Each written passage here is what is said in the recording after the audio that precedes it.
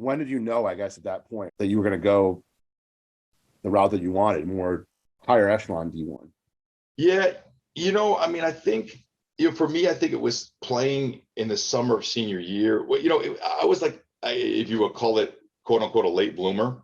I was always kind of younger one in my, I mean, nowadays they would have held me back. I would have started kindergarten when I did, right? Instead of 4, I would have been 5. I would have graduated high school at 18 or 9, So I think for me, I didn't put the size on.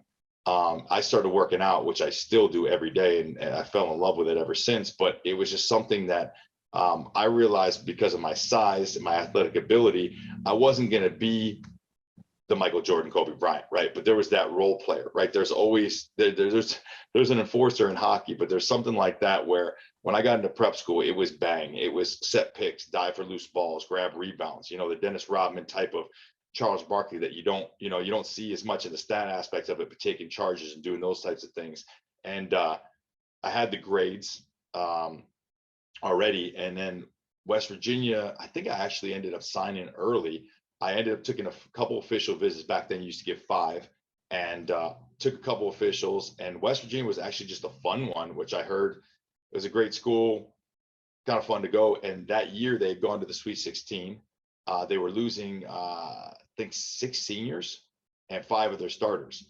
And so the coaches were like, "Look, you can come in as a freshman and have the opportunity to start," which I ended up, I think it started like 17 or 18 games for them freshman year. But it was an interesting transition, Matt. I don't know if there was a specific time where I knew like this is going to happen, but I knew my work ethic. I was going to do it, right? And when I got a few offers, I'm not sure. God, my mom saved everything, but all the official letters, all the offers and stuff like that. But I was only looking at Big East schools. I wanted to go back, play against Syracuse, right? Play against the teams that, I grew up watching, John Wallace's, the Sherman Douglases, like that. I love that. I used to go down to the stereo shop in Syracuse, and they had all the players on there, like all these signed pictures, and they used to hook up all their cars with the systems and stuff. Like, I thought that was super cool, And then knowing Bernie Fine well enough, knowing Mike really well, and Mike was super instrumental in my growth. I feel like just the foresight, talking with Matt as well too. Matt was, kind of the legend, played at Syracuse, not sure what happened, went to Maryland, ended up playing overseas and whatnot. I said, okay, there's an opportunity for me here, but I'm a different type of player. I'm not a shooter like them.